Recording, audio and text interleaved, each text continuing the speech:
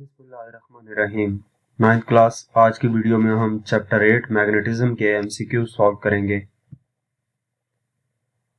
First MCQs है, if a bar magnet is cut in half it will become a monopole unmagnetized the same magnet और magnet of less strength.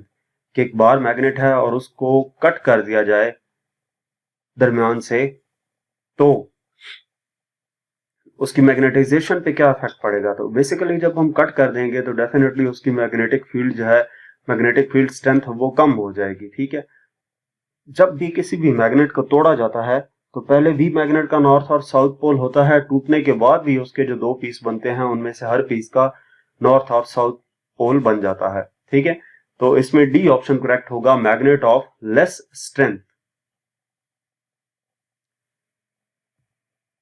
Next हमारे पास MCQs number 2 है,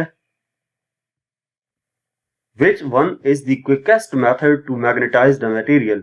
इनमें से कौन सा मेथड सबसे ज्यादा तेज किसी मटेरियल को मैग्नेट बनाएगा। ठीक है, किसी भी मटेरियल को मैग्नेटाइज करने के लिए इनमें से सबसे तेज कौन सा, सबसे क्विक मेथड कौन सा है। Strike with hammer, moving into magnetic field, stroking the opposite pole, putting inside a current carrying coil. तो इनमें से बेसिकली जब किसी भी करंट कैरिंग कॉइल में हम किसी मटेरियल को रखेंगे जो कि मैग्नेट बन सकता हो, तो क्या होगा, जो ही हम उसको कॉइल को पोटेंशियल डिफरेंस प्रोवाइड करेंगे तो उसकी मदद से जो मटेरियल अंदर रखा जाएगा वो मैग्नेट बन जाएगा, और इसी तरह उसको इस स्विच ऑफ कर देने से वो डीमैग्नेटाइज भी हो जाएगा। तो सबसे ज्यादा तेज जो इनमें से मेथड है किसी भी मटेरियल को मैग्नेटाइज करने का, वो डी है, putting inside a current carrying coil, कि उस मटेरियल को हम करंट कैरिंग कॉइल के अंदर रख देंगे। नेक्स्ट हमारे पास एमसीक्यूज नंबर 3 है, earth magnetic field intensity is. Earth की मैग्नेटिक फील्ड इंटेंसिटी कांस्टेंट होती है, वेरी करती है, काफी ज्यादा होती है इक्वेटर पे, काफी लो होती है पोल्स पे, या प्लेस टू प्लेस वेरी करती है। तो अर्थ की मैग्नेटिक फील्ड इंटेंसिटी जो है वो प्लेस टू प्लेस वेरी करती है, वो कांस्टेंट नहीं रहती। इस वजह से ये डी ऑप्शन करेक्ट है, varies place to place. Question number 4 है, the cause of the earth magnetic field is. Earth magnetic field की वजह क्या है। Rotational motion of earth, spinning of earth, pull of the sun, और motion of ions in the core. कि earth की जो magnetic field है उसकी वजह क्या है। अर्थ की जो मैग्नेटिक फील्ड है उसकी बुनियादी वजह क्या होती है कि उस अर्थ के अंदर मोल्टन आयरन मौजूद होता है जो कि मूव करता है। उस मोल्टन आयरन के मूवमेंट की वजह से मैग्नेटिक फील्ड क्रिएट होती है। मोल्टन आयरन और बाकी भी कुछ मेटल्स होती हैं अर्थ के अंदर आउटर कोर में, जिसकी वजह से इलेक्ट्रिक करंट्स जनरेट होते हैं, और उन इलेक्ट्रिक करंट्स की वजह से मैग्नेटिक फील्ड क्रिएट हो जाती है। तो इसलिए इसमें से हमारे पास डी ऑप्शन करेक्ट होगा, motion of ions in the core. Next question number 5 है, नंबर 5 है, material which is the best one for making a permanent magnet. Permanent magnet बनाने के लिए कौन सा मटेरियल सबसे अच्छा है। तो इनमें से जो 4 ऑप्शंस गिवन है, इनमें स्टील जो है वो परमानेंट मैग्नेट बनाने के लिए काफी ज्यादा बेहतर है, क्योंकि उसका जो मैग्नेटिज्म है वो काफी ज्यादा टाइम के लिए मौजूद रहता है, यानी कि उसकी मैग्नेटाइजेशन, जो उसका मैग्नेट बन जाना है, मैग्नेटिक प्रॉपर्टीज हैं वो काफी ज्यादा देर तक मौजूद रहती हैं स्टील की बनिस्बत कोबाल्ट, निकल या सॉफ्ट आयरन के। तो इस वजह से स्टील का परमानेंट मैग्नेट बनाना बेहतर होता है। नेक्स्ट एमसीक्यूज नंबर 6 है, material which is the best one for making an electromagnet. Electromagnet बनाने के लिए कौन सा मटेरियल सबसे ज्यादा बेस्ट है। सॉफ्ट आयरन है, निकल है, कोबाल्ट है, या स्टील है। तो इनमें से जो सॉफ्ट आयरन है वो इलेक्ट्रोमैग्नेट बनाने के लिए सबसे बेहतर है। Soft iron basically best material है इलेक्ट्रोमैग्नेट बनाने के लिए, क्योंकि वो इजीली मैग्नेटाइज भी हो जाता है और डीमैग्नेटाइज भी। इलेक्ट्रोमैग्नेट क्या होता है कि हम किसी मटेरियल को एक करंट कैरिंग कॉइल के अंदर रख देते हैं। तो करंट कैरिंग कॉइल के अंदर रखेंगे तो उसको जब कॉइल को इलेक्ट्रिक करंट प्रोवाइड किया जाता है तो जो अंदर मटेरियल है वो मैग्नेट बन जाता है। अब जब करंट खत्म करेंगे तो उसको डीमैग्नेटाइज भी होना है। तो इस वजह से ऐसा मटेरियल जो इजीली मैग्नेटाइज और डीमैग्नेटाइज हो जाए वो इनमें से सॉफ्ट आयरन है। इस वजह से ये ऑप्शन करेक्ट होगा। नेक्स्ट एमसीक्यूज नंबर 7 है, A sensitive magnetic material is too shielded by external magnetic field. It should be kept inside a box of wood, plastic, steel or soft iron. कि एक sensitive magnetic material है और उसको shield किया है external magnetic field की मदद से। ठीक है, उसको शील्ड करना है एक्सटर्नल मैग्नेटिक फील्ड की से, तो उसको किस बॉक्स में रखना चाहिए? वुड में, प्लास्टिक में, स्टील में या सॉफ्ट आयरन में?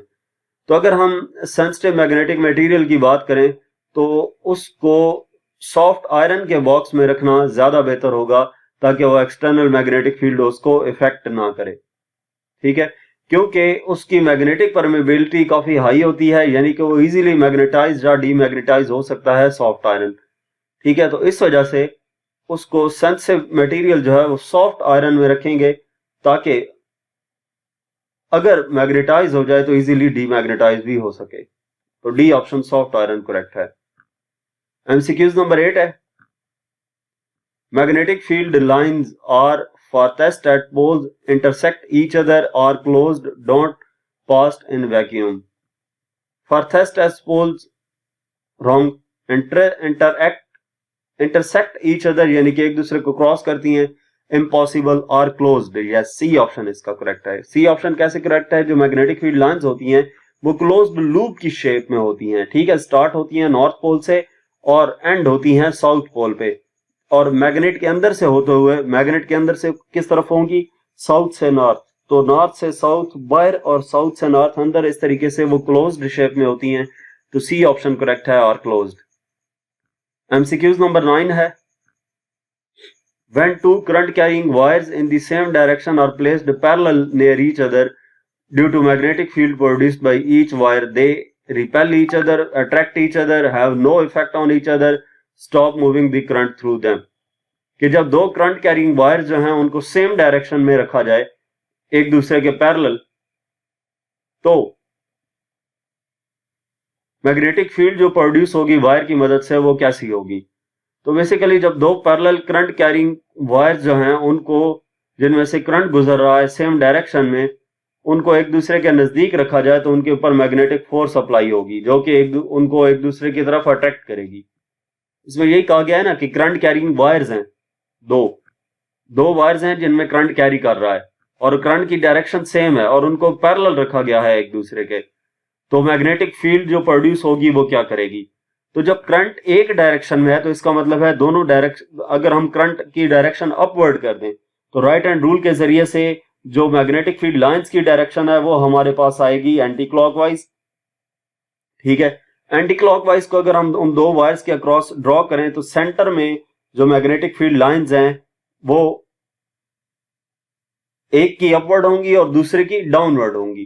तो इस वजह से ये क्या करेंगे? एक दूसरे को अट्रैक्ट करेंगे अपोजिट डायरेक्शंस होने की वजह से। अगर सेंटर में मैग्नेटिक फील्ड लाइंस की डायरेक्शन, दो करंट कैरिंग वायर्स के दरमियान जो मैग्नेटिक फील्ड लाइंस की डायरेक्शन है वो सेम हो तो एक दूसरे को रिपेल करते हैं, और अगर वो डिफरेंट हो तो एक दूसरे को अट्रैक्ट करते हैं। तो इस वजह से यहाँ पे बी ऑप्शन करेक्ट है। नेक्स्ट एमसीक्यूज नंबर 10 है, which of the following material is ferromagnet? इनमें से कौन सा मटेरियल फेरोमैग्नेट है? सिल्वर, कॉपर, एल्यूमिनियम या निकल? निकल जो है वो फेरोमैग्नेटिक मटेरियल है, यानी कि वो इजीली मैग्नेटाइज हो सकता है और स्ट्रॉन्ग मैग्नेटिक प्रॉपर्टीज हैं इसकी। तो इसका डी ऑप्शन करेक्ट है, निकल। यहां तक इस चैप्टर के एमसीक्यूज थे। मजीद किसी भी चैप्टर के एक्सरसाइज सॉल्यूशन देखने के लिए हमारा चैनल विजिट करें। इसके अलावा अगर आप किसी भी सब्जेक्ट की ऑनलाइन जो हम ट्यूशन पढ़ना चाहते हैं तो व्हाट्सएप पे कांटेक्ट कर सकते हैं। Thank you.